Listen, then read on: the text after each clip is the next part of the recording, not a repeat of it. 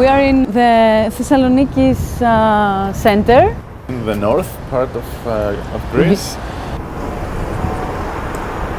It used to be a place where people, go by from east to west all the years.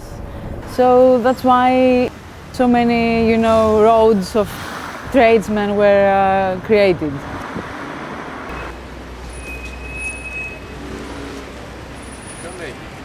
The city is very mixed. Full of immigrants, Salonica. It was a cross point for the east, the west and the north and south.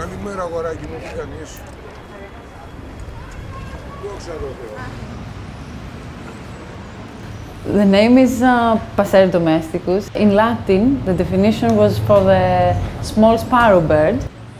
So passer for passing by, going somewhere, and domesticus is the home, dom. So we find it perfect because the bird is very small as well, and this is very tiny, the place. The floor plan is 16 square meters. So what you're saying in here? Yeah. Yeah. Okay. And it's got like 3 levels of it.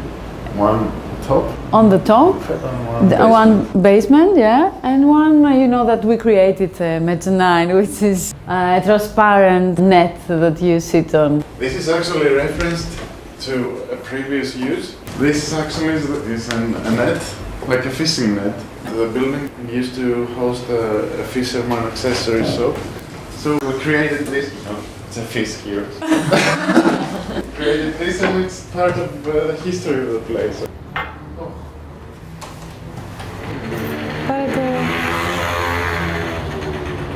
Okay. There is an Ottoman building here, just in the corner, which was the first building of the fabric market here. There was a big fire in Thessaloniki in 1917. It burned the whole city center, so the city was rebuilt. With the same repetitive, let's say, architectural model. They build this kind of houses, these 2-story, very small buildings. The floor plan is about 4 to 4 meters or 8 to 8 meters. It used to be tradesmen's shops. People in 1920 in Thessaloniki moved. A lot of people moved, so they had to rebuild, let's say, an area where they will work and sell things. Actually, most of them were like people from Europe. They came, mostly Jewish, who were like tradesmen, and they came to Thessaloniki to sell their things.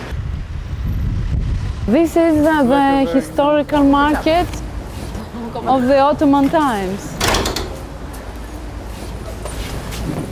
This is a print shop, actually. It's a print shop where they do the books. Yes. It's like sneaking in. Yeah, this is a typical fabric shop. You can see the ceiling as well, which is nice. And you can see that the same elements of this building were used to build the way. It's the same that they used to build Passer domesticus as well. So it's the same bricks and the same windows. The shutters are the same. It didn't burn, let's say, because it's brick, of course. This building is like very special because it's still in use. It's not like a museum or a monument, for tourists. This is the past, and it's losing its vibrancy, and people don't use it a lot because a lot of big companies came, so this is extinguishing. But anyway, all this area was somehow abandoned from its use, and they started some kind of tavernas, restaurants and things, more touristic things. When we finished university, we wanted to live together, so we were going around the neighborhoods of the market, and we said, how fantastic it will be, to stay in a small house like this for a first home without children, and to be able to have your, say, architectural office on the first floor for people to watch your studio, let's say, and to be able to live on the upper floor. It used to be in a very bad condition. You could not see the beauty of it as well. Maybe that was a good thing because nobody wanted this place.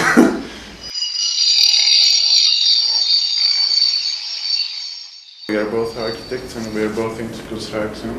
We did this, it by like, hand, yeah. It's got this funny shape. You have to take advantage of all the dead spaces. This is the main entrance, actually of the one room that it is. So we have a couch, a built-in couch, which works as a storage as well. What did you work with? Is that plywood? Yeah, it's plywood. It just because you can just fit all the different, because this is an irregular shaped. Yeah. You cannot buy a single thing from IKEA and put it. So we have here, you know, this dead space closet as well, which is huge again. It's huge, yeah. It's big. Wow. And so we try to combine material textures. Like the marble. And like the MDF. MDF. So we have a mixture of, you know, more expensive and inexpensive materials, and adding some folk elements of what is Greek and what is traditional. So we have this terracotta sink. It's a pot, actually. Yeah. Did you customize it? I mean, did you? Cut Yeah, it's a special drill, Oh. and you need about 5 minutes to drill it. So you need to be patient.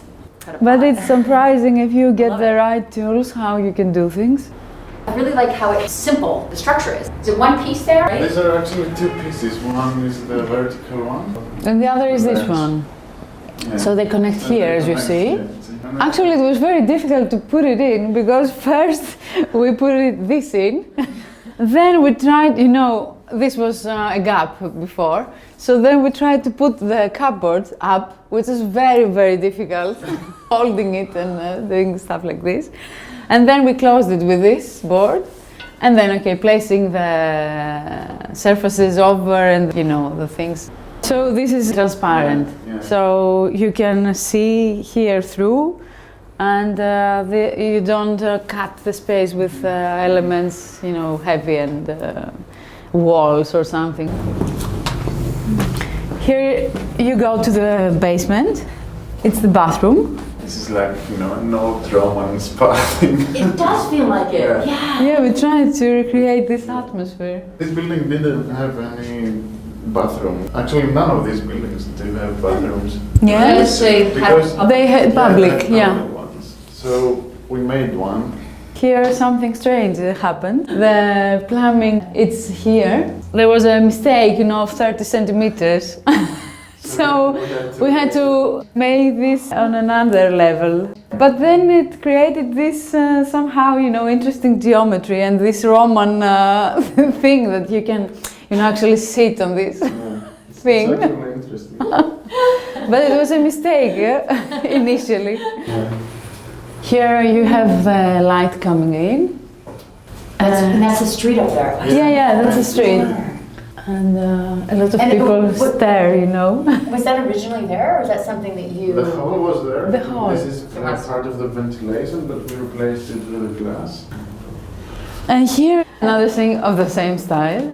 The problem is the height. Yeah, the height of the bowl. We used a very normal tub and we customized the bases of it so as to fit in order not to buy the expensive one.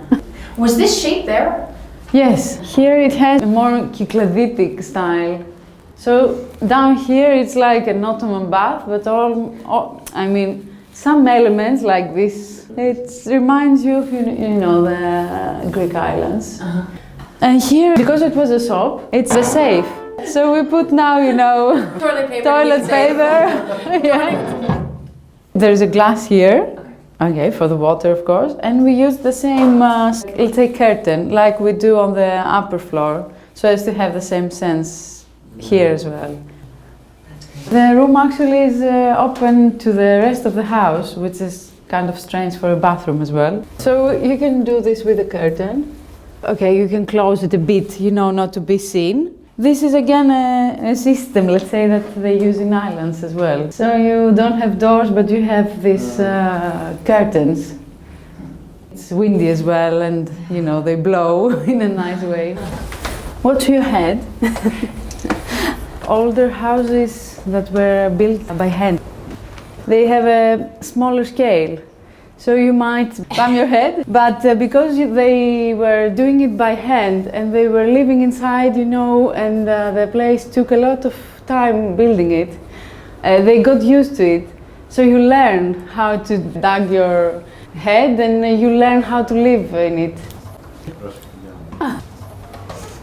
Rather adjusting the house Yeah. to you, Yeah. you adjust to the house. Yeah. Actually, that happened a lot in old villages. I thought of it because, you know, it's cold in the villages, so they did lower buildings in order to keep it warm.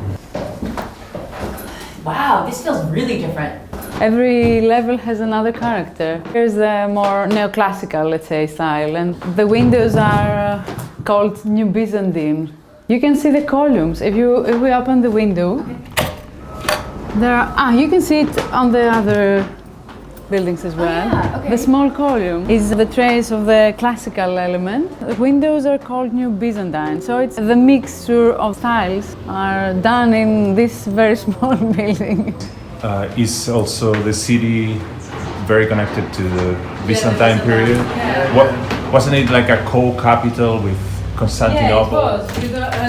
Yes, and it's got lots of elements from both Eastern and Western. But from the inside, we tried to also import elements of the Greek folk culture. Also, the flooring is the original one. We took it off, all of it, and then we restored the base. The whole of it is rearranged, but So a different order. yeah, a different order and a different, you know, a style somehow. We are professionals in hiding stuff under things. Because we're designers and we put some, you know, elements of our own work inside, like, you know, these small hangers. Yeah. So above this we can enter the roof. Which we cannot really right now. It's our next project. And this again was a ladder left here, so we do it as a clothes hanger. Here, you can leave it, yeah. The everyday clothes that you use before going to bed, you leave it all here, it's allowed. And you know, a thing not to fall. This level is a typical solution that you find in tradition as well. You can see that people were very clever. Greek people, they always try to do less. You know, they lived with wine and olives and bread. And so the houses back then, they were in the same philosophy, let's say, with the less effort. That's why they are having fun of us right now, because it's really the style with the less effort to live a good life. They didn't chase, you know, money. They didn't chase, I don't know, treasures or stuff like this. It's the kind of philosophy that people had in order to create these houses as well, with a minimum and very small and very everything. This is one of the first lamps that we did. It's 2D actually, as you can see. We were inspired of Charlie Chaplin film. Modern times. This is a wooden lamp from one piece of wood. It's not glued together, so it's the whole tree that somebody takes the inside out and we create the lamp. It's made in Mount Athos. The monks produce it. But when I explain the story to the customers, they totally change the view. They say, oh, this is so Greek. But before it was Scandinavian, so Scandinavian. So These stones, so that they are from the street. from the street outside. When they dug to create the plumbing, you know, big thing for the water to come, we had some rocks and we took it inside and we built this small step. This is a lamp from my mom, and that's I will show you. This is a rock. This is a rock from the ground underneath the building. It's like green. That's why the Ottoman building as well has this color as well. So the guys back then knew that this color, you know, fits well with the terracotta, so they combine it. That's why we used green in, you know, lots of shade. This is a pumpkin. It's empty. They dry it, so it's light. My grandpa was using it to decorate the outside, the yard. So he was, drying for half of the season 50 pumpkins. It reminds me of him.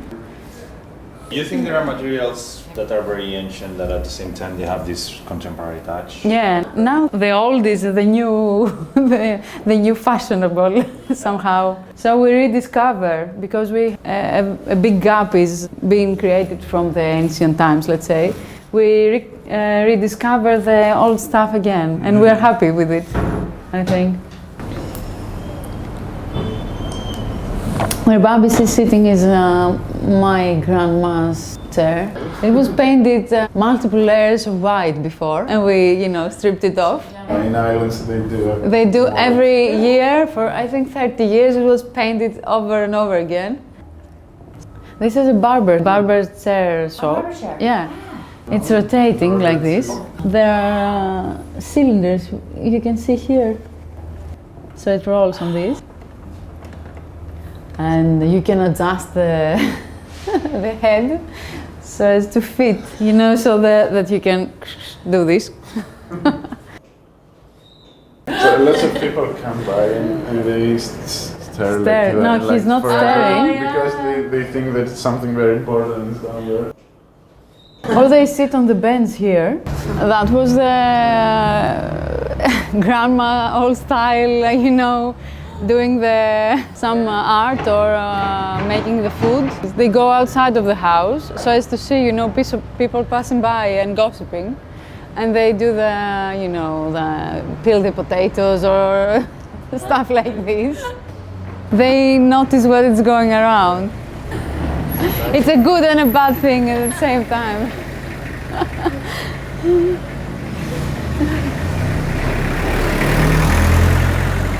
It's like living in the street level.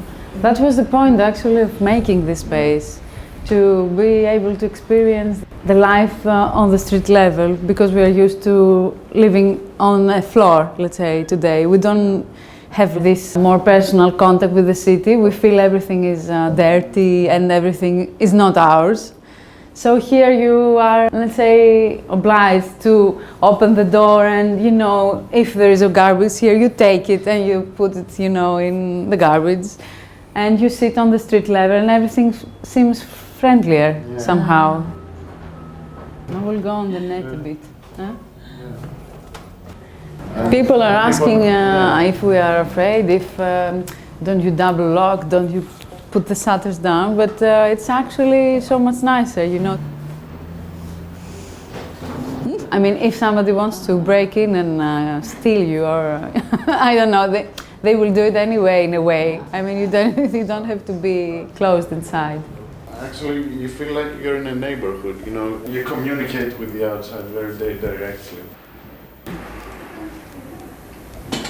The city is going into the modern times more, but this is something, let's say, more romantic that we did. We know, I mean, it's more romantic than it's supposed to be.